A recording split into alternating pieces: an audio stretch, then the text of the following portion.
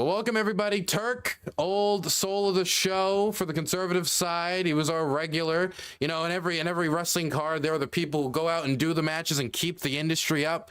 Turk was one of them, and I appreciate that greatly. Counterpoints, another one of them, and somebody who respects the panel game very much. Very happy to have him on here, and I liked his Hippy Dippy shoot-off series. I don't know if anybody saw those, but he did a shoot-off Hippy Dippy independent version of it, almost like a what would you call it? What would you call it? Offshoot? Copyright infringement. That's what I would call it. That's a good point. I didn't think about it. Hey, Pisco, we should talk later. We got some conversation. Sure. And of course, I haven't talked to James in forever. We got James on the show. James from the internet. Happy to have you on again. We haven't talked in forever. Happy to have you on.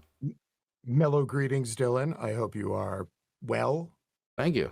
Would be a thing. Yeah. I just want to, because everybody heard earlier, I was very sad to see that Alex Stein once again fleed from me. And I'm very sad that I didn't get to ask him what Marjorie Taylor Greene tastes like. So I'm pretty sad going into this part of the debate now. But I'm going to try to pull it together for you and give you a time. Yeah, Dylan, you need more fat ass Latinas next time to keep him in the whole while. He'll keep Vivek waiting if you have the right bait laid out. Dude, they are a match made in hell, those two. I love that Alex Stein attached himself to the worst performing GOP presidential candidate. I don't know if you guys saw Vivek just a few days ago. He announced he's canceling all ads in Iowa and New Hampshire. So yeah, he heard Alex Stein was advertising on his behalf, so he knew he didn't need any commercial. Okay, IRI. Dylan, happy to have. Wait. Let me finish quick. Vivek, I'm sorry. Hate to do that. Vivek? IRI. Vivek. Happy to He's have gonna you be done with his IRI. campaign before you know how to pronounce it. Happy Vivek, to have you, the IRI. fake. Yes. Glad to be here. Yes. Okay. So we're going to continue with the topic. Who wants to pick us up? Pisco, I know that you think about legal things every once in a while. Oh, yeah. So do you have any thoughts on the topic of Trump's Colorado removal? Yeah, so I think that the opinion by the Colorado Supreme Court was absolutely well executed and correct on the law and correct on application of the facts. And I think that we should all agree that regardless of how uncomfortable it makes us, we need to enforce the Constitution. If the Constitution requires that Trump is disqualified, we have to follow that. And so the arguments about, is it prudent? Will it lead to bad results? Will it lead to good results? Those are almost not relevant, right? We would never say that of the Second Amendment. We would never say, will it lead to good results or bad results if we protect the individual right to have firearms? And the same thing for the First Amendment or any other provision of the Constitution that's mandatory. The only question should be, does the law require it? And so I'm sure LCTRfan will have a lot of reasons why he disagrees about what Section 3 means. But we shouldn't be sort of tied down in these arguments about outcomes and is it good for the country, is it good for the Democrats? Because those, in my opinion, are totally irrelevant. Well, I like what you say here, Pisco, because you're actually wanting us to follow through the law and go through the proper process, as opposed to Jeb. You have no room to talk here, dude. You're saying we just need to go for it. Have the risk and just throw them out, dude.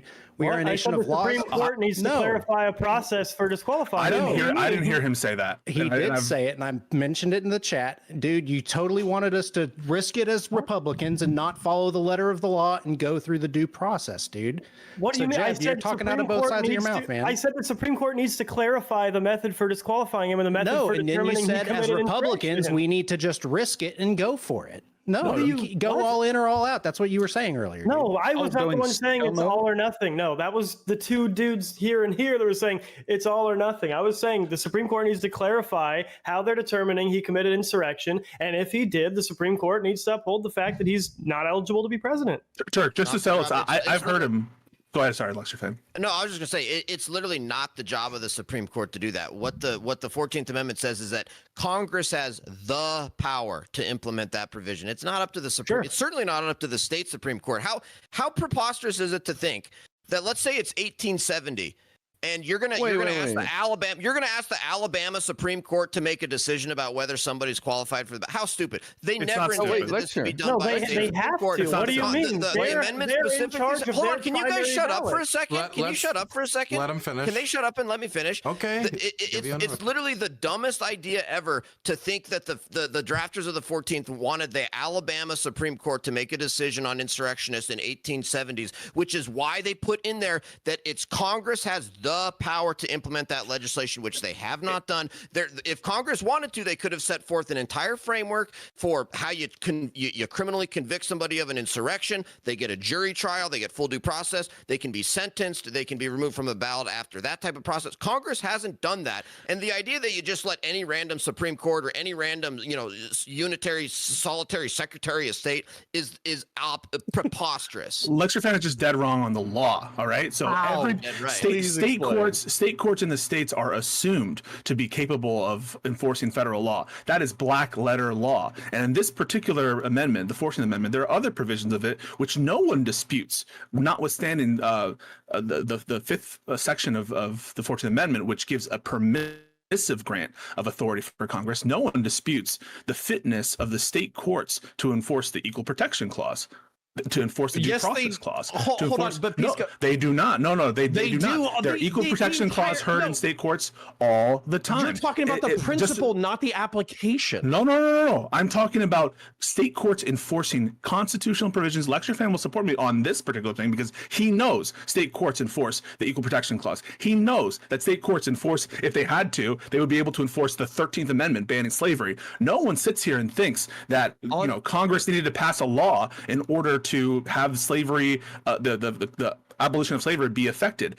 The 13th Amendment also gives a permissive grant of additional authority for Congress to enact legislation pursuant to the 13th Amendment. But the 13th Amendment, I just want to finish this. The 13th Amendment is self-executing, and everyone understood it to be at the time. LCTRfan's point about it's so ridiculous that they could have thought that state courts enforce this. It's not ridiculous at all. It's an assumed part of the structure of our government. None of the federal courts are assumed to be in existence. They're all a matter of grace of Congress. And what's more is, as just a matter of practicality, Republicans were implemented in a lot of these positions by the conquering armies of the Union, and so just as a matter of practicality in the immediate aftermath, that's what occurred.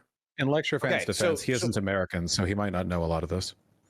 Okay, so what I want to hear you say is that a state court, which I heard you say they're just as good as federal courts, they interpret federal law all the time, they interpret the Constitution all the time. Okay, so they should make a determination about whether or not Donald Trump committed the act of insurrection in a crime in a jurisdiction in which they don't have. Insurrection isn't a crime.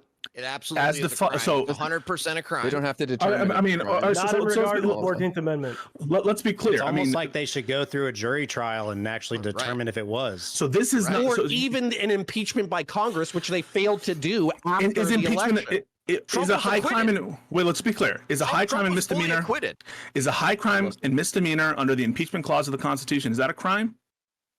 Sorry, so say it again just so I can answer it honestly. So as you're aware, the impeachment clause of the Constitution specifies certain things that make one liable for the impeachment process, and that is high crimes and misdemeanors. It says high crimes and misdemeanors. When you go through an impeachment process, is that a criminal process? No, it's not. It's a political process. And this particular case, just like with fraud, there's civil fraud, there's criminal fraud. These concepts have different meanings in different contexts. That threshold. My point is they haven't even hit that threshold. Okay, so first you're just right now, and I don't know if you want to do this, you are right now currently saying and agreeing with me that criminal process is not required. So can we all agree on that? The criminal process is not required? Okay, so that's okay. So I want some textual basis to support the contention that this is a criminal process. The penalty here is disqualification. It's not incarceration. It's not a criminal fine. It's disqualification. What textual anything do you have to support the notion that this is a criminal sanction? Yeah, when you say the word insurrection, that's a crime. Insurrection was a crime then, and it is now. Look in Title 18 of the U.S. Code. And in those titles, there are punishments listed with the things that are being said. So yes, Congress cannot pass a criminal statute and change what the Constitution says. You guys really think it's in the U.S. Code? It's already there. Not be wrong on this. Well, I just want to be clear. So Congress could. One second. Okay. Whoever and literally every court that's looked at it has agreed with me, besides Colorado, by the way. We're 35 and wait, no. That is not true. I want to make sure everybody gets a chance to talk. Does anybody in particular want to talk? I just want to make a list, make sure I know who wants to. Okay. Yeah, I have one thing to say, and that's all I have to say on this. Okay, one second. Keep your hand up until I tell you to put them down. So I write them all down. Jeez. Good job, Connor. Okay, you guys can put him down. Okay, we're gonna start with letting Pisco finish his point. Then I'm gonna go down the list. Yeah, sure. I mean, Congress can't retroactively change the Constitution by passing an insurrection statute that criminalizes insurrection. It's totally in harmony with Section 3 as understood by the Colorado Supreme Court. Section 3 disqualifies for someone who engages in insurrection, and the particular part of Title 18 that you're referencing criminalizes that conduct. It's absurd to think that what the framers of Section 3 intended was for every single person who engaged in insurrection in the South to have gone through a criminal trial. That's not what was intended. They couldn't have wanted to flood, and who was going to do it? Federal courts? That totally sort of undermines your point on that Congress has to do it. You wanted Congress to get federal courts involved in all of these criminal procedures? It's absurd, and there's no textual basis. The reason why people are arguing that this is required is because it's outcome driven, because they don't want Trump to be disqualified, even though that's what the Constitution requires. Turk. Yeah, so code 1851, let me get the numbers for you. 1512, tampering with a witness, blah, blah, blah. Subsection C, whoever corruptly, section 2, otherwise obstructs, influences, or impedes any official proceeding or attempts to do so, shall be fined under this title or imprisoned not more than 20 years or both. So there is already a criminal statute in place in U.S. code. Now we need to go through the legal process of actually executing that and finding him either guilty or not guilty of the crime, and then executing on that. As it goes to the scope of section 3, you'll notice that there's certain titles and types of people that are listed in it. It's not everyone under the sun that does this thing that is applicable to section 3. It's the people in section 3. So what you just said about the courts would be plugged up is not the case. Are you going to are you going to argue that the president's not an officer of the United States, or the presidency is an officer under the United States, or the president doesn't swear an oath to support the Constitution? That's something that should actually be litigated and should be just talked about. The Supreme Court may overturn the Colorado Supreme Court. You can go to the bank. They are not going to rule that the president isn't an officer of the United States. You can take it to the bank. I've seen the reports, and that should be something that should be argued and tried on both sides. Yeah, because the constitutional amendment is very clear. It lists out senators and representatives. It doesn't list out. It lists them out because and there was a meeting. We have when a you list. say officer, I want to go to Jeb. Jeb has been waiting very patiently. I want to go down the list. Yeah. So anyway, I'll do one thing and then logic test. Also, chat, 10 minutes left. If you want to donate for a question, now would be the time. Continue, Jeb. Yeah. So the idea that it requires a criminal conviction that Turk was saying and reading off that code, it's bullshit. That code, that criminal code, was passed in 1982. The 17th or the 14th Amendment was passed far before that. So it wasn't a crime at the time. So obviously they were not going to require a criminal conviction. Code. Sure, in 1982, you can't change the Constitution on something that was passed afterwards. Exactly. Yes, no, it was a crime before then too. Okay, but this particular incarnation is a modern version of that. Now, two very quick logic tests. The first one, this idea that the state Supreme Courts just have no, shouldn't have any business litigating this. I hard disagree. Obviously, we want them to be able to do this, and here's the logic as to why the state Supreme Court should rule on this and should be able to remove someone from the primary ballot. Say Trump wins in Colorado, and then he is found by the Supreme Court or by Congress to be ineligible. We don't have a process in place for finding who the next best candidate or who the Republican candidate is going to be. So obviously you want state Supreme Courts to be able to make a proactive ruling where Congress has failed to, which they did. They took it to a trial. They had a discovery process. They had Trump's lawyers defend them. They did argue the idea that you're talking about with the officers of the United States, that should be litigated. It was, and it failed to meet the standard of the Colorado Supreme Court, and so they removed him from the primary ballot. Is he off the ballot now? To protect. No, they stayed their own order. Yes. Oh, it's almost like it's in the process of litigation. Yeah, but they're acknowledging that they want the Supreme Court to weigh in on this, but you're the ones saying Supreme Court shouldn't even weigh in on this. That's not what I said. That's what LCTRfan said. And one sec. So again, for the second logic test, let's but after the second logic test, we got to go back down the list. Thank you. Yeah, second logic test. How much does it make sense that the president wouldn't be included in officers of the United States, and that this idea that it needs to be a criminal conviction in order to be found guilty of engaging in insurrection in terms of the 14th Amendment, when you're exempting the guy who can pardon the federal charge of insurrection for all of his friends who committed it with him. So you're basically handing this person who committed insurrection the power to overturn all the criminal convictions and thereby make sure nobody who committed insurrection with him ever is disqualified from any form of office. And Congress is the only one who's... No. James? Well, sitting here trying to argue the Constitution with a lawyer and then a whole room of people who aren't lawyers but read the Constitution, who I'm assuming 6 weeks ago were experts on, you know, how women get pregnant, and 12 weeks ago they were experts on Sharia law, and 6 months ago they were experts on you know, is breaking a window at the U.S. Capitol building a federal offense. The bottom line is what happened in Maine, what happened in Colorado, what may or may not happen in other states. It's pointless, other than if you want to be a legal political wonk and discuss placing mechanisms like this into the system in case a future event happens, because at the end of the day, all these state proceedings, all they're doing is they're attempting to take Trump off the ballot for the primary, which he's going to win by like fucking 68% anyway. And the states that took him off the ballot, the RNC can just fast track their own rule changes in their own rules committee and change it to a caucus or a fucking rock throwing contest. Like, it's irrelevant. Either way, Donald Trump's going to end up on the primary, regardless of if it's 3 states, 5 states, or 7 states that try to remove him. And the Supreme Court's going to be the ultimate decider on this anyway. So it's literally fucking irrelevant. Okay, next is going to be Connor. Okay. So you asked me what I would think would be the thing impeding the process of removing Trump from the ballot. I would say due process. You're saying that the state of Colorado walked through this entire thing. They had Trump's lawyers there, et cetera, et cetera. I'm saying that they're investigating something that they don't have jurisdiction or holding or whatever the fuck it is in order to go ahead and take a look at. So that's kind of bullshit off of the gate. Second, the other one was a hearing from a Democrat state attorney in a different state, like I think it was Maine, where you had a single point of contact who was able to remove that person from the ballot. Is that the kind of precedent that we want to set, where we say, so for instance, we could do this to all the BLM people? Like as a matter of fact, let's go ahead and do that. Let's go ahead and find a bunch of state level people who went into BLM protests. Let's say that this was a de facto level of insurrection. It doesn't require a criminal trial. It doesn't require a civil trial. We think that they're in contempt of the government of the United States in violation of their previous oaths. Therefore, they're prohibited from taking state office. Let's go ahead and set this precedent. Seems like a beautiful road to walk down. Now, here's the, hold on, Pisco. I would like to finish. I'll be happy to hear you get it or address it in a second. So I said that he hasn't been convicted of a crime. You said that he doesn't need to meet that threshold. Then we talked about the impeachment process. I'll concede that that's not a criminal process either. But my whole point there is that he hasn't even been through a civil process yet to establish the fact that he did an insurrection.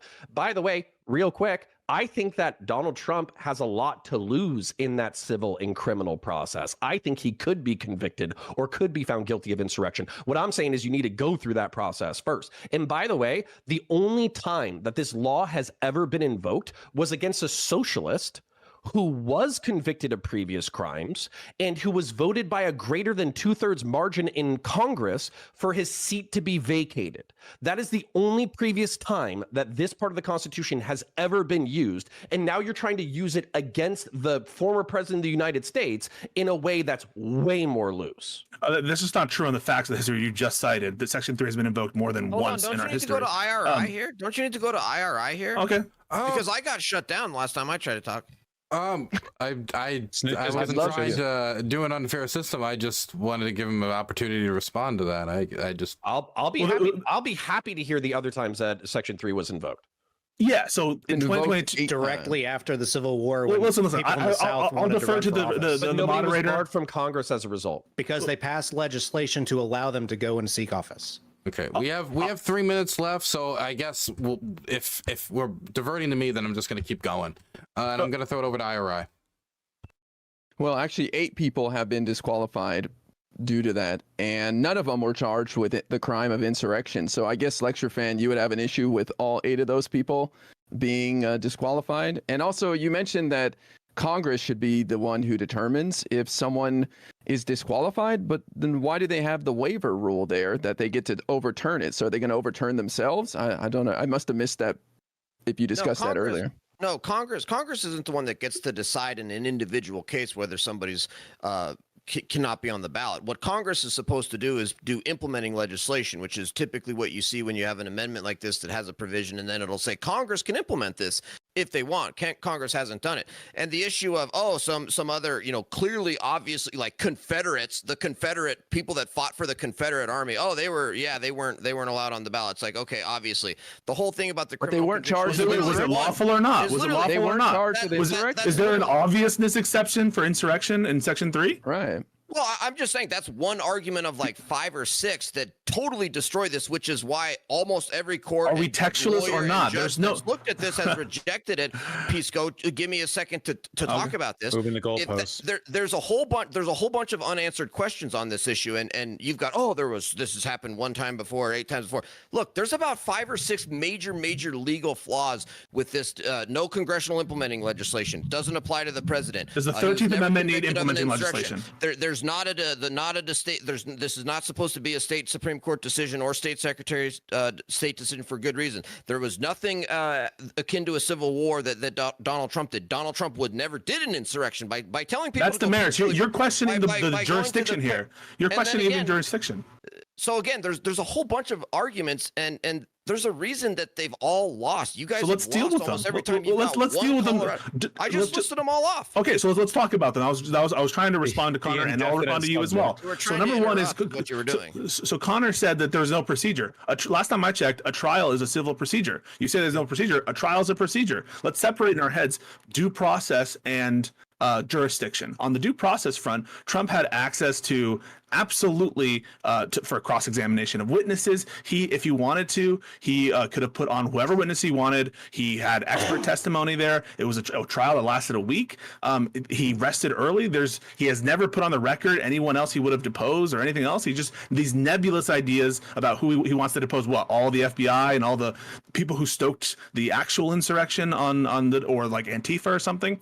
That's on the due process front. Plenty of due process here. Election cases are by their necessity faster than other cases. Everyone understands this. In Bush v. Gore, we all understood it was like a month to decide that case, but no one's here sitting and being like, were due process rights vindicated? Well, in a certain case, you have to speed things up. There's an election coming, and due process recognizes that. On the question of jurisdiction, it's not even close. And I'll ask LCTRfan just straight up: does the 13th Amendment require congressional implementing legislation? Yes or no?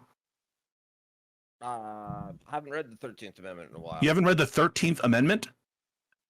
I have not. No. I just recently read the 14th Amendment. It's been a while since I've read the 13th Amendment. Well, I'll let you know. The 13th Amendment has a explicit grant of permissive the same language as Section 5 of the 14th Amendment is in Section 2 of the 13th Amendment, which says Congress may, by appropriate legislation, fill it in the blanks there. So that's not what the 14th Amendment says. The 14th Amendment says Congress has the power to implement this provision. It has the same language in the 13th Amendment in the implementing authorization granted to Congress as part of the 13th Amendment.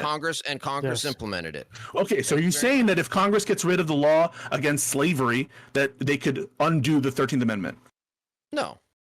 Of course not, because it's self-executing, and we understand it to be, and we understand the other provisions of the 14th Amendment to be self-executing as well. The Equal Protection Clause doesn't require implementing legislation. The Due Process Clause doesn't require implementing legislation. It just is. The Due Process Clause doesn't know what these words mean. Thank God 35 courts have disagreed with you and agreed with me. No, and you're mischaracterizing the other courts too. Most of the other courts that haven't heard it, like Michigan or Minnesota, Michigan or Minnesota, those cases were not decided on the merits. What they said is, yes, we can't hear this case because in primary ballots you could nominate a chair, and we have no jurisdiction to review that decision under state procedural law. But that's not been a merits decision about the jurisdiction of states generally to hear it, or the merits of what insurrection means, or engage in, or any of the issues we're talking about now. It's purely a matter of state procedural law for the most part. There's been 1 or 2 states that said it's a political question. They're obviously wrong about that, and I don't think the Supreme Court's going to say it's a political question. And this is the reason why.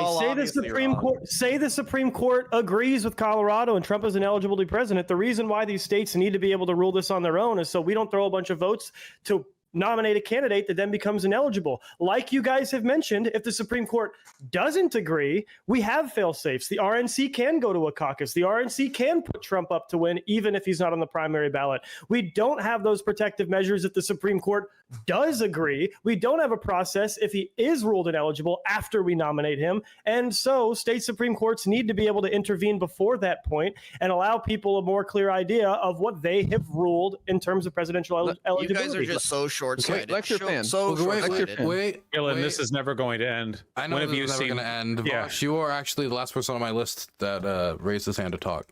Yeah, it's look, people say there's the right way, the wrong way to interpret the Constitution. This is all bullshit. Okay, the Constitution is terribly written. Many legal documents are. Whether or not you rule one way or the other will be based on your personal bias. I think that a sensible and level-headed assessment of the 14th Amendment would indicate that Colorado's ruling was sensible and fair. Conservatives will think otherwise. You know, there's no getting around the fact that the right people are going to think one thing and the wrong people are going to think the other thing. And there's no like objective factual way of saying, well, actually the constitutional interpretation that the founding fathers would have gone with was that, like, that's so the thing that bothers me here is this like argument from proceduralism. If you're going to argue like, okay, leaving aside whether it's good or bad, is it procedurally correct that he be barred from running? I think that there are many good arguments for saying yes. I think that what LCTRfan is doing is a very typical conservative tactic where he pretends to care about the procedural when he only actually cares about the outcome. A truly principled student of law would support outcomes that don't politically favor them because they care about the actual process of the law being litigated. But that's obviously not the environment that we live in. So we're dealing with outcomes first and foremost. And if we're going to talk outcomes, we should just talk outcomes here. Would it be good or bad for Trump to be barred from running? You know, that earlier was what we were talking about. But this proceduralist stuff, it's not like it matters. You know, that is a topic for another day, though. It's not. And to be clear, it's not like people like fucking Thomas or Scalia are being lawyers when they rule on these decisions, or judges or whatever. It's not like they're taking from their decades of studious examination of the law. They have their biases. They have their biases. They have their donors. There's a reason why conservative appointed judges consistently rule what conservatives want, and the other way around, in fairness. This is a classic tenet of something that you all need to read up a little bit more on, which is critical race theory, a rejection of the idea that law can be imposed impartially or without bias. There will always be bias in its interpretation and its execution. Here more than most, I think. Okay, so I'm gonna let Connor said he wanted to respond to it, and I know we're supposed to move on, but you know, out of respect for the fact that Connor did a shoot-off show and he asked my permission to do it and my advice, he gets to respond. I give him special permission. This is a bias system. Okay, no, this is bullshit. Acting like this is all like words and wind, and it doesn't really matter who says what, when, where, why, or whatever. This is bullshit as well. The rules that we write down absolutely impact people's lives, and not only impact people's lives, social constructions, this is like the lefty fucking thing, is just because it's created doesn't mean that it doesn't have impact or objective resonance with some level of reality. And whether or not people pretend or try to be as objective as possible is important. So when you're saying that everybody in this situation, LCTRfan, me, Pisco, IRI, yourself, we're all just biased towards our own outcomes and all that kind of bullshit, what you're saying is that we're just primitive fucking apes who should ignore every single basis of a foundational republic. And by the way, you might be reading a little bit into my statement that wasn't present there. We do all act out of bias, though, of course, especially when it comes down to interpretation. Of course we all act out of bias, but at the same time, like, you can't tell me that, like, you basically say that, like, oh, everybody is biased in a certain direction. As a result, this doesn't matter, which, by the way, I'm talking your points right back to you. I'm not saying it doesn't matter. Okay, so then explain to me how we can make sense of the morass of biases in the situation to arrive at a relatively correct conclusion. Relatively correct is the sort of name of the game there. There's no objectively correct way to interpret the Constitution. I think you can make arguments of probability, or like what you have to stretch. People alive with a potato peeler. Am I following the Constitution, or am I breaking the Constitution? I don't know if you're engaging with what I'm saying in good faith there. Okay, I mean, it genuinely depends. I mean, if you want, I guess you could contrive an example where that could be allowed, but it would take some pretty big stretches. Yeah. Okay, in what scenario would I be allowed to torture human beings to death with a potato peeler? I don't know, and I'm not interested in your weird impromptu example. I'd rather just talk about what we are talking about, which is, you know, I'm taking your statement and I'm putting it to the extreme. There are definitions, there are objections. Do you agree that the Constitution was deliberately written vaguely so it could be a living document that could be interpreted in new ways moving forward? depending on which clause and sentence, but there's plenty of ones that are actually very specific, and that there's tens of thousands of words written on after the fact by the people who wrote those sentences on how it should be interpreted by the people coming. You guys are after both them. right to some extent. I mean, it's true that what Vaush is saying is that there's some values inherent in the Constitution, like cruel and unusual, that are subject to change in society, and that's been a held position of the Supreme Court. But Connor is always, but Connor is also correct that there are some things which, among reasonable people, like every term, right? Like any gender term, political, whatever you want to say, they're always subject to human interpretation. I mean, to Vaush's point, I guess to some extent true, but there's reasonable interpretations and there's unreasonable interpretations. I don't disagree with that. The procedural process in jurisprudence is to make sure and limit the idea of exactly from judges just doing whatever they want. So again, because it's not broad. Wait, I don't understand what's happened to my judges. I heard the word judges. No, wait. I'm being misinterpreted here in a way that I find very confusing. I have never said it doesn't. Well, if you matter. Then I want you to pray that you don't get voted out, so you'll be able to respond to this undue attack on Vaush's character. A clever gambit. This is a gambit you have to make, okay? A gambit. So let's see who the judges have decided to kick. Apparently, it's only one person from each side. Oh boy. It's going to be Jeb. I'm very sorry. Jeb. Thrown over the top rope. And the other one is... Sorry, it's a very long name. It's hard to read. It's very difficult to process in my big old brain here. Their name is Pisco. I'm very sorry. Really? Yeah. Yeah. No Damn, problem. I just fucking hate you, Pisco. What the fuck? It's all good. Wait, that was I two people appreciate. from one side, I thought. I think we're on cannot the same side, disagree but with the we're- judges. Yeah. Oh, No, They are I putting appreciate aside the, their bias counter to what Vaush was saying. No, I'm flipping back over to Vaush's side. There's clearly some bias going on here. I don't know what you're talking about. Just a little. I don't know what you're talking about. We have a very everybody knows the clear, transparent Hippy Dippy system. We have our judges, we have our boards, we then have the investment board, then we have the political review board, then we have the it's a whole process, but it looks out for the interests of the little man. It's a living process. Well, listen, no, I appreciate the opportunity to be here, and I really like talking to all these people. Turk, LCTRfan, these are classic political contributors, all of you guys, and so thank you so much, Dylan, and others for having me on the show, and hopefully you'll do more of this, Dylan, because I think this is fun. Pisco, I'm really happy I had you on. Immediately when I knew we were going to talk about this topic, I wanted to have you on for this topic, so I'm really happy I got to have you on. Okay, Appreciate it. See you later, guys. You have a good one. And Jeptan, you lasted one more round than I thought you would, and I'm proud of you. Congratulations. Wow. I appreciate the high expectations. Thanks. It was really fun. You should do another one-off, do a two-off. And I just want you to know I did quote tweet this with "I'm gonna win this," and you're really embarrassing me right now. So, but I mean, hey, wait, this is close to winning. It's you are in the almost last group of people. Yeah, it's about the friends you made along the way. Yeah, really. when people take like the shot of like the finalists, you'll be the guy in the background walking away. Yeah, exactly. So I'll be there. See you guys. Bye-bye. Okay, we've got two more people, and then that's that. It's been a long road. It's been a long road to get to these finalists. Who are the last two people? Does anyone know? Oh, yeah. Who the last two people are? Is that Maddie Cakes? I see right there. I think that is Maddie Cakes. I think that is one of the last two people. And who is that other person? Is that what is that other profile image? I can't see. Is that who I think it is? Is that the critically thinking veteran? Oh, it is one of Welcome, 6 possible CTV. participants. Dylan Burns, it is great to see you and this beautiful audience we have. I don't know why the fuck Vaush showed up tonight looking like fucking Saturday Night Fever, but how are you doing, buddy? I'm doing Right? great. Always good. We got Much lecture better now that fan. you're here. Of course you are. The fucking champion is reigning. That is right? true. He was the Hippy Dippy champion. Was, still is. He beat Correct your Destiny, language. remember? That you heard me. Is. Yeah. Is. Let's go. So we've been having a good conversation so far, and we're waiting on Maddie here.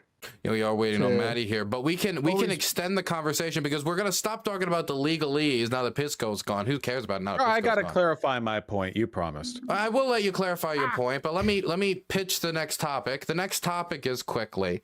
It's going to be out of all of the Republican candidates, right? Who's the best and who's the worst of the bunch of the ones that are still there and could become president if Trump just was decided to be a criminal and thrown in a cell, which is a real conversation we have to have. But Vaush, what was your thing you wanted to clarify? Oh, just to be clear, I'm not down on proceduralism as a concept. We need it for rule of law to function. The issue is that the Constitution is so goddamn vague that oftentimes it really does seem like where a person settles on an issue will just be a byproduct of what their political bias is going into it. And I think sometimes it's important to accept that and argue the merits morally of the outcome rather than to because it's is the president an officer? A, yes.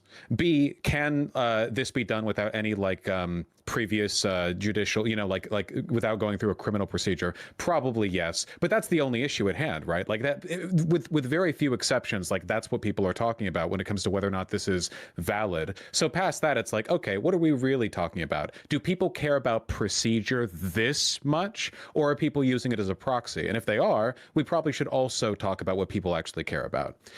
People don't really care about matters of constitutional fact in their day to day, but then all of a sudden it, affects them in some way, and they come out for it. We got to know why. I mean, it's obvious why in this case, but may I respond?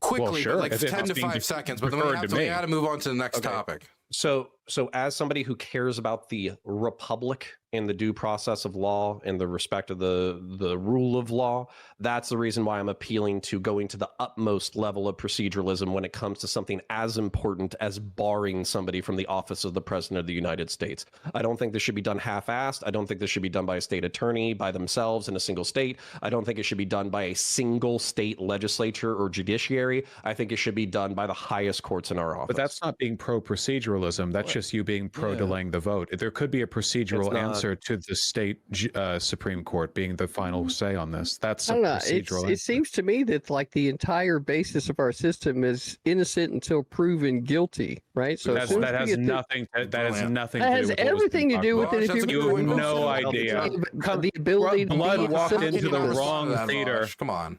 Motherfuckers eating beans. That's a good point, Vaush. Come on. Dylan. So deal with it. How are you just going to tell somebody that they can't be in a civil office whenever they haven't been convicted of a crime? No. Okay, well, now look, since no one wants to respond to this great point by CDV, let's move on to the next. Stupid. Let's move on to the next question, which is, of the other Republican candidates, Trump is in the slammer, or Trump fell over and bumped his head and he didn't get, and all of his men couldn't get him back together again. Whatever it is, he's no longer able to be president. Out of the ones that are left, who's the worst and who's the best? Hey, Maddie's muted. Maddie, are you muted? Discord muted. I think they've Discord muted. I'm not muted. I don't have them muted. No, she muted herself. Not muted. Here she is. Sorry, there was just such a good discussion before. I, of course, didn't want to interrupt. And yeah, there's some. I wish there were more decent candidates, like who, that I could talk about. But who would you recommend? God, let's not label it recommend. Let's label it just isn't on the Trump train. I would normally say okay, maybe Nikki Haley, sort of, but then she played the game of how can I say slavery without saying slavery? And it's well, that's a real bummer. Or are you kind of saying it's like a tarot card, right? If you had to choose the best possible tarot card to get, that you'd be okay, I have to settle with this one. Is that a better analogy? I don't. Then you would want the guy from New Jersey, because she's right? a woman. I get it. I think it's because Maddie and I have actually done the tarot card thing before, Vaush. Thanks for throwing in your 2 cents. You're welcome. We have. The worst is probably Vivek, just because he's a 85% joke and you would pick Vivek out of all the candidates. It's Vivek. I just don't no. I'd say he probably is the one that I take the least seriously. Oh, you don't like the most. Yeah, because he's a joke and makes no sense. At least with someone like Nikki Haley, or even, I can't believe I'm saying this, Chris Christie, you have some sort of idea of what their platform would be and where their stances actually are versus being just generally reactionary and trying to frame yourself as Trump light, because that seems to be the approach. Well, he's for a not lot exactly of these guys. trying to be Trump light. He's trying to be like Trump. So he is much more trying to be pushing on his standards and his, you know, vision of things. What I don't like about Vivek is his actual standings on different types of policies and how in his previous life he hasn't been consistent with those policies. I would much more prefer someone like DeSantis, who has been put through the ringer through national media, local, state politics, and all that, because he's got stuff to stand on, and I think he has a better chance of actually doing the conservative Republican thing. Well, talking about what he has to stand on, well, I was just going to say, if we can't have a female president, we should at least have a president who wears high heels. So yeah. Yeah, more that's fair. Yeah, I think Vivek is only like in it for a book deal. I think he's got no chance in any position, kind of or yeah, something. Ballers. He's looking for a concession. There's no way, like at all. I think he's mainly just cribbing off attention that he's getting because Donald Trump isn't present at the debate, so he can be kind of like the stand-in Trump. In terms of who could be the least harmful if they won, probably I want to say Chris Christie, mostly because he'd spend most of his presidency arguing with the rest of the GOP. Because his neocon tendencies would like anger the more far-right MAGA crowd. I mean, they'd be too unproductive to do anything like actually damaging. I don't really know. The Nikki Haley slavery bit was pretty funny though. I thought she was doing the more moderate bit, but I guess like, you know, you can take the radical out of the GOP, but you can't take the slavery apology. They always have to throw in one for the Confederate base. So, yeah, I don't really know. And she's South Carolina too. I mean, she's South Carolina Republican Party. She ain't just any Republican Party. Don't forget, it was the Democrats that actually fought for slavery. It was the Republicans and Abraham Lincoln that ended slavery, and then it was the Republicans who did. Thanks, Dad. Wait, can I ask a question? Wide Democrats out here in the South, boy. Pause. Question. If it was the Democrats who fought for slavery, that means Civil War was over slavery then, yes? I agree, yeah. Okay, dope. I'm happy. There's multiple issues. Good. There's multiple issues that were definitely at play. Slavery was definitely one of them. The other one was, from the legal point, the states' rights issue, right? So states' rights one issue at one time. You know what? States' rights just like most people do throughout their day, they're multitasking of the fucking ideas. I don't know why most people think that as soon as you get on the internet, you can only singularly understand one idea, and then we're just gonna paint it this one fucking way, and then like boom, next thing you know, motherfucking Lady Ballers is all over Daily Wire. I don't know. Hold on. What, Lady Ballers? I would like to suggest here that slavery is one of 6 possibilities as to why there was a civil war. And as to your question, the best possible Republican candidate who's left, if you're a hog, is Ron DeSantis, because he'll just keep spewing out all the stupid fucking culture war shit while doing absolutely nothing. And if you're a Democrat, then I would definitely say that Ron DeSantis is also your best candidate, because if you're a Democrat, you don't have to worry about Ron DeSantis actually enacting any kind of legislation at a federal level that'll have any meaningful fucking problems with your life, because everything that he's done in Florida, he's only been able to do because he uses weird ass localized hillbilly strong arm tactics with motherfucking heads of HOAs and like the chief of school boards in the middle of Sewanee. And once he got into a federal position, he literally has nobody who's going to back his play. And he's going to be alone on an island, just getting martyred for 4 years with everybody screaming, "Why aren't you Trump?" No, I don't know. DeSantis has been doing a pretty good job of supporting. Can I quickly ask? So you don't know what's happening. Wait, before we move on with Vivek, I was just curious. Does anybody in this room like Vivek? I do. I like some of what he says, but I just he's not consistent enough in what he actually does for me. I was supporting Vivek for a while there. I'm just supporting DeSantis now. The only two I don't like are Nikki Haley, because she said she believes in man-made global warming. How stupid! You cannot be a presidential candidate in this country. You can't make man-made global warming. Man-made global warming is one of the biggest hoaxes of all time. The fact that anybody would say they believes in that is the dumbest thing ever. So she disqualified herself. I apologize for LCTRfan here. I mean, LCTRfan is basically like the median voter, right? For the GOP. So if anything, it's kind of like representative. We're getting like a little crack into the.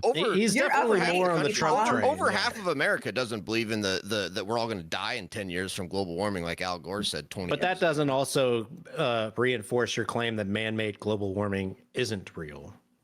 It's a complete political movement. It has been. There's no point in talking about him to anything. He manufactures these points live to we disagree with whoever's right. Peepaw, it's nice getting coping late. mechanism, Vaush. Nice coping mechanism. I've done a fair number of these, and I think it really is like he's like the ultimate Dark Souls boss. You know, where you like ram your head against the wall. No, it's like Matrix Resurrections. I just watched that fucking yesterday. Okay, we're on fucking repeat here. It's the same shit. We were talking about Trump 4 years ago, right? We were talking about Trump 4 years before that. We're going into the same shit this time, except this time motherfuckers going to get real late. TV. We're trying to say Ron DeSantis is our best bet.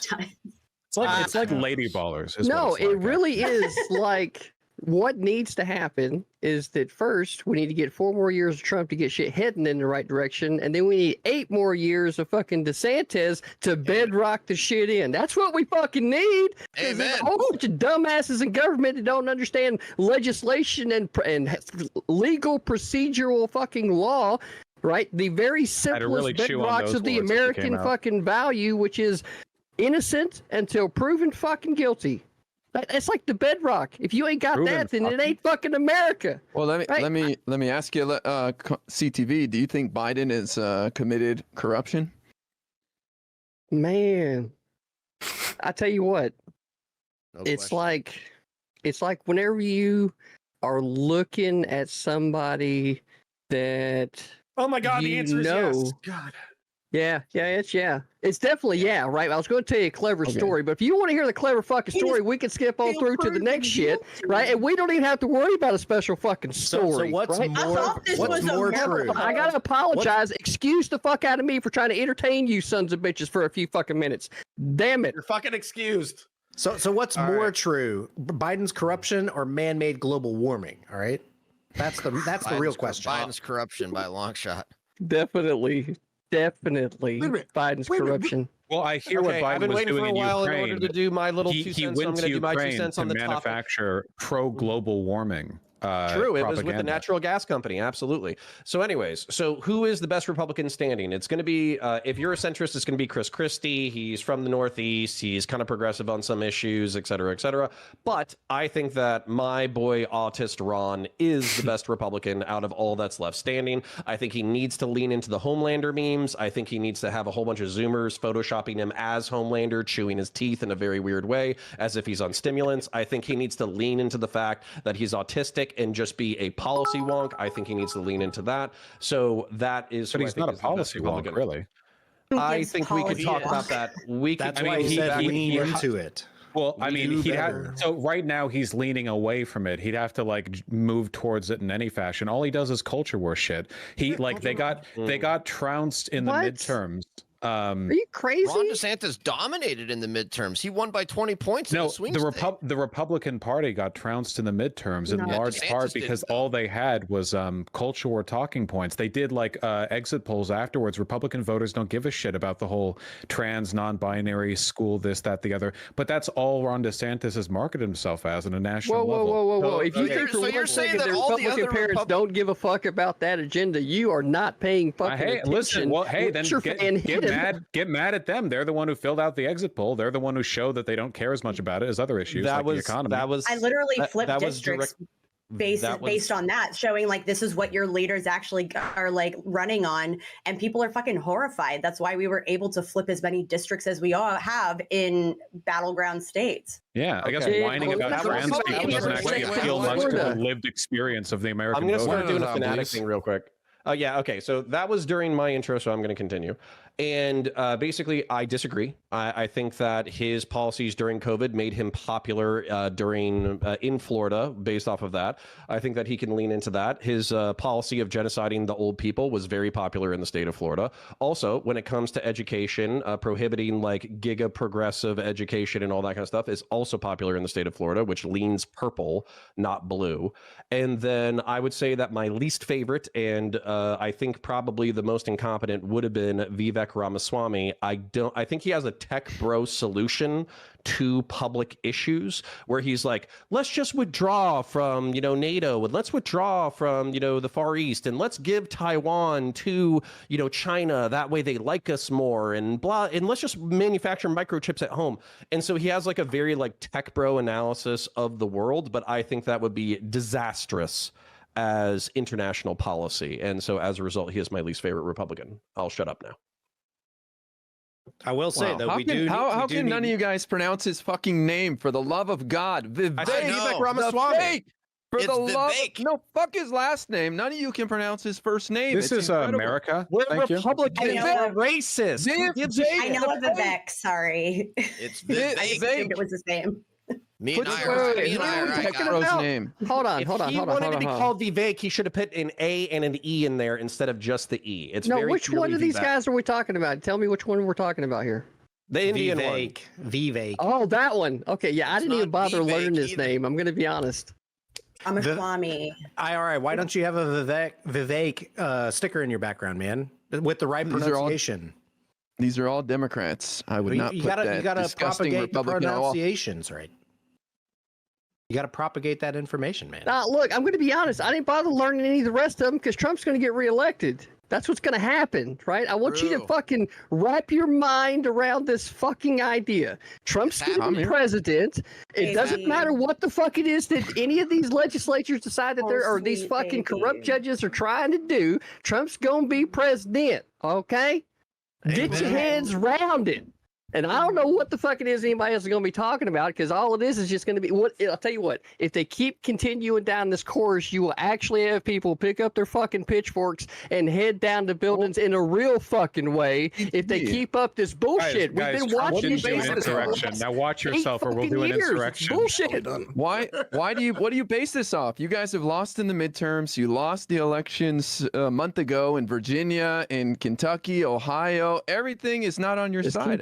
I'm with lecture on this one. Except for the recent polling that puts him above Biden. Biden is going to kick ass. You guys are all going to be weeping. It's sad. Like, I don't understand, Joe man. Biden cannot even function. He can't even talk. So it doesn't. You see that motherfucker trying to walk upstairs? It's like cognitive levels are irrelevant here. Joe Biden did better in the 2022 midterm in large part because of mobilized young people, and no young people are going to come out for a fucking genocide supportor. Oh my God, Vaush, no one's going to care about Gaza. That is a genuinely racist. Like unironically, like who gives a fuck if the minorities die in the tens of thousands? This is reality. No. I'm not saying me. I'll still care. Wait, you think I'm saying American people are not going to care over abortion, over the economy, over the southern border. Let's be honest. Let's just deal with reality. It's got nothing to do with my personal opinion. Young people care a lot. Young people 100% going to be damaged prior to. Young people I can't hear anything. Do you think the situation in Israel is going to end like tomorrow? Wait. Okay. I want to have this back and forth just for a moment, and then we're going to wrap it up because it feels like we're going to another topic unless you guys want to carry this on. I want to have IRI be able to clearly state his position because there was a few people talking over him. Well, I'm just saying that people have short memories, and the Israel story is not going to be in the news as it is today, which is just normal. People have it's already started to fade from the news. I'm sure, Vaush, you're not covering it as much as like everybody is. And so let's just be honest. The reality is that this is not going to be a big issue, and young people are going to care more about domestic issues, just like everybody, abortion, the economy, the southern border, and these issues are going to dominate. There may be a small impact from what happened in Gaza a year earlier, but it's going to be minimal. I'm not trying to be a dick. It's not my personal opinion. It's just the reality of politics. So who's dominating? This isn't going away. Well, it kind of is your personal opinion, and that's the reality, and I agree with it. ZDB, for a second, I want to have Vaush respond to this quickly. He was trying to respond earlier. News coverage will decline. Sure, that happens with everything, including Ukraine. But Ukraine's still a pretty big talking point in the current, political climate. The problem is like the average Democrat probably isn't going to remember or care that much. But two main groups will: Arabs, obviously, and also young people. And like young people don't even need a good reason to get perpetually angry at the DNC. But now enshrined in the minds of a bunch of people who were previously energized maybe by the success of the Bernie campaign or Biden doing better on unions is the knowledge that for all the good Biden did for the brief time that he had in his first term before this happened, then he just went ahead and supported the exact same genocidal shit that we imagined Trump would have in the same position. That will dampen young people's support for Biden. I gotta agree, but you like can't even contest the. I don't think that, like, if you go back to the beginning of Biden's presidency, we have the botched pullout out of Afghanistan that kind of headed it up to begin with. We haven't really seen any like strong leader characteristics out of this guy. What we've seen is you know, people around him giving him bad ideas, assuming he's even the one making the decision at all. I think from day fucking one, the guy's been getting handed a set of instructions and being told what to say, and he doesn't have any real ideas of his own. If he did, then he wouldn't have been caught lying back in the fucking 80s when he ran for president then. So it doesn't really matter at the end of the day. He's just a piece of shit and should be in fucking office, but we're sitting there having to deal with this shit. So get ready for Trump 2024, baby. That's all we got to say. This was like white noise when you're tuning a radio station. Now I'm like retuning back to the radio. Great, I know, right? I said. IRI, to be clear, be clear, I want Biden to win over Trump. This is not people, and I've advocated people vote for Biden in spite of everything. But like, holy shit, you know, way to kill momentum with a demographic. Well, also to kill a Biden reschedule. Biden's he's going to reschedule marijuana or take steps towards it, and that's going to distract everybody like shiny keys over here. I know people get upset when I say this, but the thing is, this is a conflict on the other side of the globe that we are not directly involved in. This is not Iraq 2003. This is not going to impact the outcome of the election in 2024. I'm sorry. Even in our internal polling, I don't think around the world. I think they're giving the rescheduling a little bit more weight than what it's actually going to be able to pull, because you're assuming that, say, conservative voters are going to give a fuck about that, and they're not. Frankly, the only one that's going to give a fuck is liberal voters. So, like, also, more Americans support Israel's position. It's not going to be enough. Well, CTV, that's kind of what I was joking when Vaush and IRI. This entire topic was supposed to be about like good and bad Republican candidates, but we had progressives and liberals fighting over whether or not Biden is a viable candidate. So what I'm saying is Republicans just need to shut the fuck up and let lefties fight, and they'll fucking rip each other to shreds because it's what they're good at. This isn't a lefty liberal. I want to throw this over to Chuck quick. He's been waiting, and then Vaush. Yeah, and that goes to what I wanted to ask IRI, because I haven't tuned into the news for past week. The three items you said of local domestic issues: the border, the economy, and contraception or abortion. Who's leading the polls in those three different topics? Nationally, the Democrats. In aggregate, the Democrats. Well, the Democrats are winning in the elections. I think the polls are bullshit. No, what are these today, polls? They don't mean anything. Put Biden versus Trump versus the other Republican candidate, who's winning? Well, in the polls or in election? In the polls. Polls mean shit at this point. The polls don't mean jack shit. You guys keep losing with polls. Well, you guys keep losing with the polls. We're trying midterm polling didn't really work out. So we're trying to gauge the current sentiment of the nation, right? And you had three different topics. If you ask and your side's not even winning in those three different their sides right opinion now. on those issues, the Democrat version of those issues went out. Biden is unpopular for a number of reasons. It doesn't change the fact that the average American wants free and legal contraception, wants the right to an abortion. How about the border then? Well, it depends on how you phrase the question. Okay, if you ask how about somebody the economy? Wait, what? We didn't even get to the border question. If you ask somebody like, do you think you had the a border really should good be answer, safe, sweet answer then for the abortion one. If you can't tell me to be quiet. If you ask people, yes, I mean, can. he definitely if you ask people, right? And he definitely just did. If you ask people, this is what we're gonna do. We're gonna have Vaush. We're so close to the end, so let's keep it. I was talking to IRI, Vaush. You didn't have to butt into conversation there, man. You have no right to dictate who you talk to. And you don't have any right to interrupt me, man. Can we slow down? We're gonna let Turk finish. Because I want to hear IRI's analysis, and then we'll have Vaush go, and then we're gonna wrap it up. James, did you want to go too? I just want to be the person to point out that IRI saying that this will just have a minimal impact, the whole like Biden thing, and him like actively supporting a genocide, how it's going to have a very minimal effect. I'd like to point out that like Donald Trump literally ran against this fucking gooey brain chuckle fuck 4 years ago and literally won by what, 42,000 votes. So when you turn around and say it's not going to have a whole lot of effect, he literally we ain't got COVID this time, asshole. So mail-in ballots ain't gonna be happening. Million registered voters. James, I'm just saying every it's a election shit is close, James. Every election is close and always comes down to a couple of thousand here or there. So it's not a great argument. Okay, we're gonna. You said it would have very little impact. 42,000 out of 280 million is very so what do you little think? impact. Okay, first of all, I could argue like Michigan, Biden won by 150,000, where most of the biggest Arab population is. 200,000 Arabs are registered to vote. Arab Americans are registered to vote in Michigan, if I recall. So it's not all those people are going to vote against Biden, right? These people are not a monolith. Most of them are Americans first, and they're going to vote for domestic issues, just like all of us. So Americans it might have a small impact. Yeah, Americans small impact. do care about it. First of all, I'm not going to debate the genocide thing. I'm just saying you should. The Arab American vote is not going to impact the outcome of the election in 2024. That might upset some people to hear that, and it's not saying we don't care about. They're not going to come out and vote? Is that what you're saying? No, they will come out and vote, and most of them will vote for Democrats because they know they stand for. Wait. You think they're going to vote for Democrats? It just comes to wait. Hold on, really quickly. I just want to say, IRI, like you know me well. I think the culture that has women still wearing veils is probably more conservative. Humans are talking. Please dial it down, okay? You're not the moderator, Vaush. Come on, man. Yeah, really not the moderator. Saturday Night Fever, but you know, when people criticize IRI, you know me well enough to know that I'm not like a crazy Twitter. Like I just say whatever. Like I try to think, you know, like when you say that, you're reminding me of stereotypes of arrogant, like East Coast Democrats. We don't care what they think. We don't need their vote. Like then why did they got to sound like he's from England? Winning in an environment like this. He sound like he's from England. Don't make no fucking sense. Winning in an environment. Winning in an environment like this, I mean, we're not exactly dealing with really expansive margins. It matters that we get every vote. And when you say stuff like, well, who cares? There aren't that many Arab Americans. It really comes across like, I don't know, the worst possible stereotype of how a Democrat could act when they're doing something unpopular.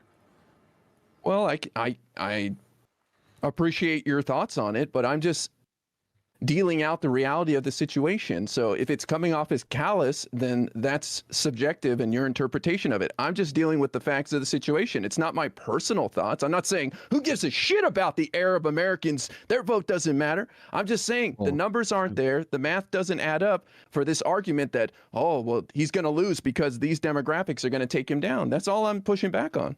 Mostly young people. Okay, can we? Well, before you get on an ElectionFan, Turk has been waiting very patiently, and I want to give him a chance to speak. I already said my piece. I asked IRI for his opinions on the three things. Then you go, and then we're gonna wrap it up because it is past the end time. Just real quick, the Vaush's position is preposterous because I think 70-80% of Americans have very, very strong support for Israel. So Joe Biden actually right now is running. Take a look at the ceasefire polling. Losing more votes votes because he's not supporting Israel enough. He's trying to look pressure into what Israel ceasefire actually means. So I think he's just saying stuff. I think Joe Biden is actually losing votes because he's not giving Israel enough support. That's his real problem. I agree. Well, and with that agreement, we're now going to wrap it up.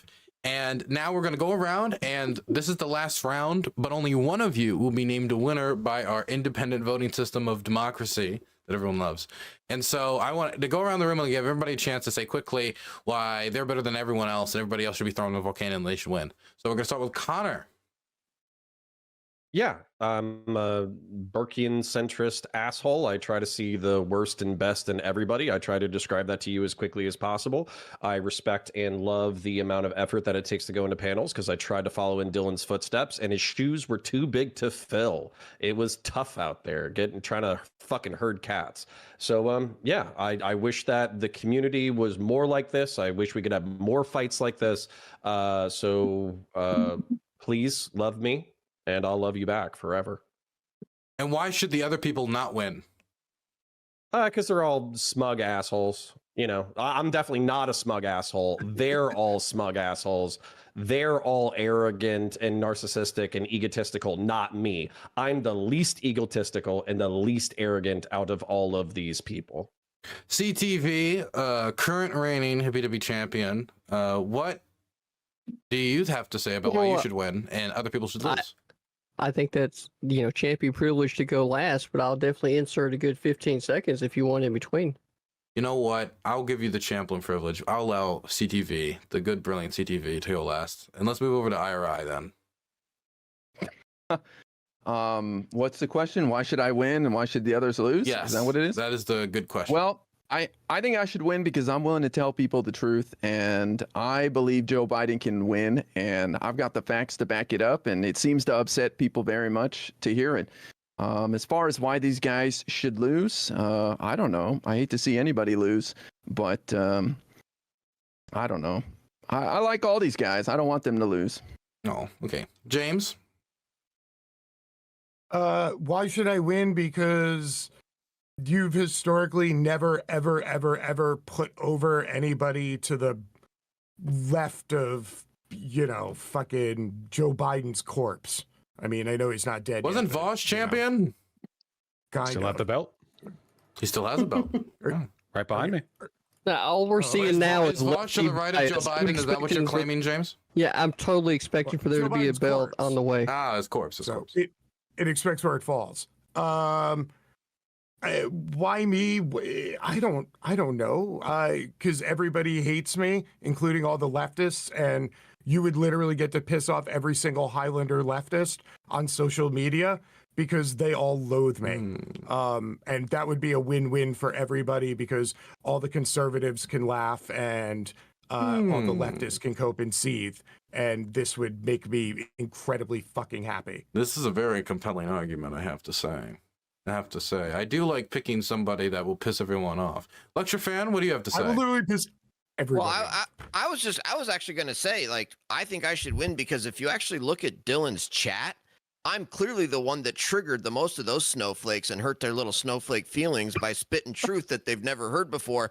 And then finally, they're exposed to it, and they see somebody that's smart and articulate spewing the truth on Dylan Burns' channel, and they can't handle it. And Dylan's chat just going off the chains, mad at LCTRfan. It's classic. And why should nobody else win? Why should you win over the other people?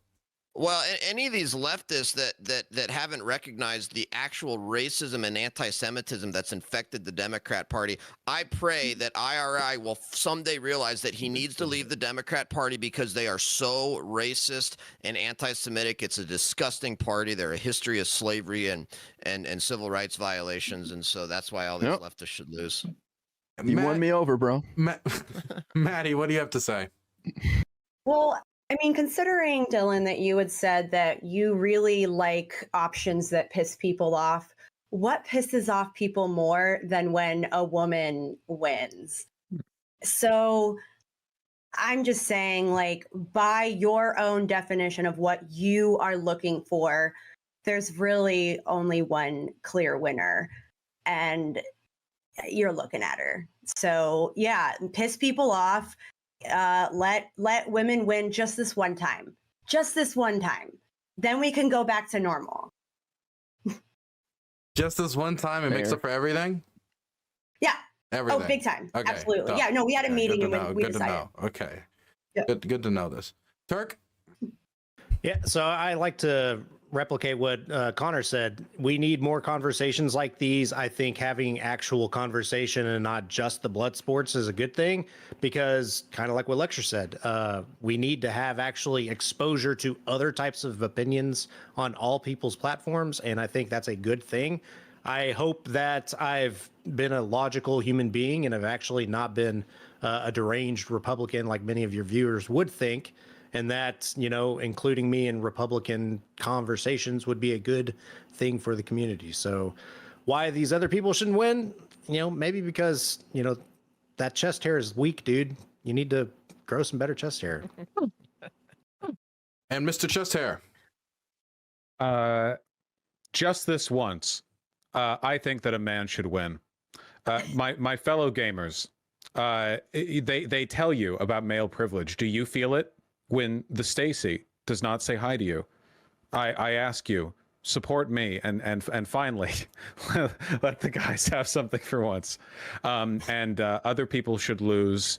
They won't lose. It's a false dichotomy. A man winning will make everyone win. Finally, a man in charge. That's my slogan. Finally. A man in charge. Now that's unusual. Okay. So we're gonna throw it to the judges now, and we're gonna make a decision. Whoa. Oh, Oh, you did promise him the last. I did Champion promise. goes last. That is true. Motherfucking hold the fucking That is phone true. on. So Judges, audience. hold your judgment. You have heavy words to hear. What do you have to All say? right, so let's go back through the list here. Vaush over here apologizing and then trying to claim gamer status as if he knows what fucking gamers are like. Gamers are fucking hardcore, son. You want to come at gamers? Let's fucking go. Don't give me some apologetic fucking bullshit if you're trying to represent gamers. First fucking off, right? Turk, great sentiment, bro. But you know what? I love you. Gotta bring that fucking energy. Maddie, great sentiment. You want to talk about last time women won? Isn't there a fucking woman vice president? Give me a fucking break. We're progressing through society. You don't deserve shit just because you're a fucking woman, right? So that's just how that fucking cookie crumbles. LCTRfan, great fucking arguments. You're exactly right. Very articulate, but I gotta be honest with you, brother. Right? Even you yourself got caught up in the CTV charisma tonight. And you know it's true. You know it's true, James. James, you did as well. I saw you nodding your head. You're like, you know what? If there's a motherfucker in this room that's carrying the conversation along, it's CTV, IRI. Nothing but love for you ever, man. Regardless of whatever the past shit was, I really don't give a fuck, right? So great to have you here. And Counterpoints, you know, brother, right here, living in the same area, seeing the same politics, understand the country the same way. That's just kind of how it is. But again, energy level, charisma. And that's exactly why CTV, the reigning Hippy Dippy champion, motherfucking brought it to end the show up tonight, because we all know that bringing the energy at the end of the show is always the hardest fucking spot to fill.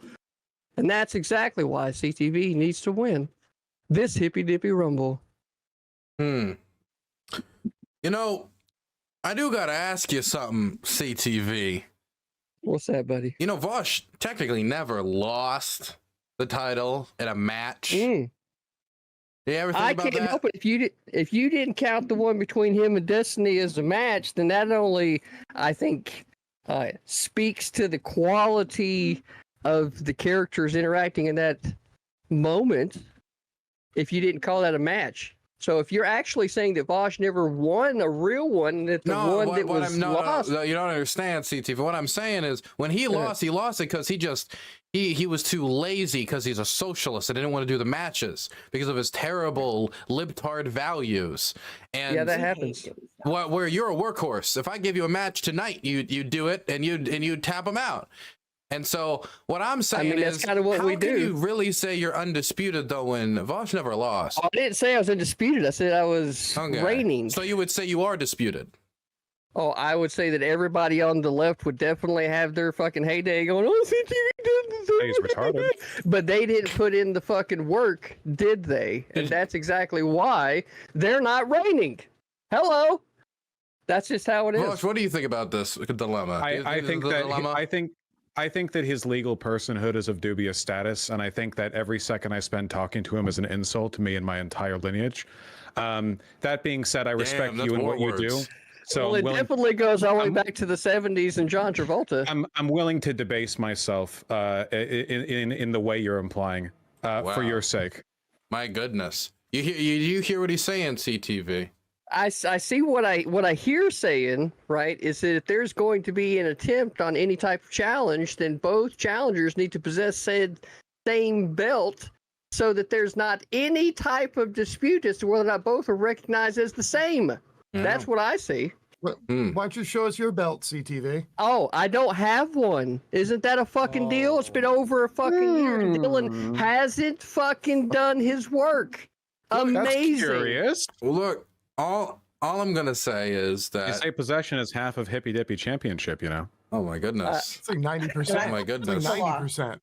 My goodness. That is a complication, a legal it's almost like you still have the process. It's really only a complication when it comes to the level of work that someone was putting in before they headed over to Ukraine and started exploring more personal Travolta's ventures. Got the strap, dog. Travolta's got the strap. Look at that. Wow. Is that thing pretty? Ooh. That thing is pretty. There we go. Yeah. It is real pretty. Con.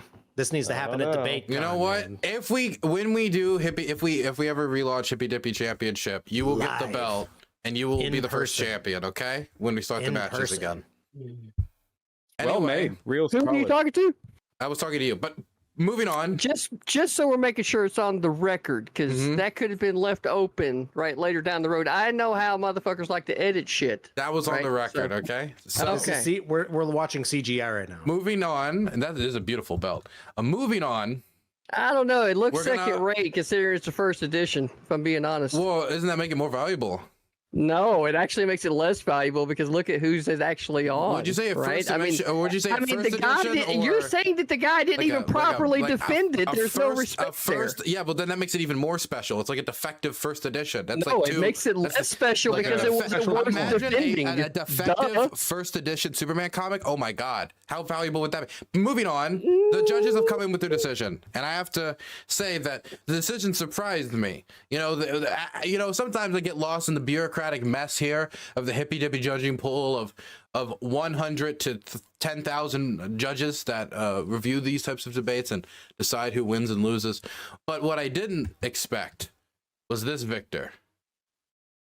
The victor is LCTRfan, the lawyer from Montana. Boom, baby. The legal giant. Outdone yet again. Well deserved. Well deserved.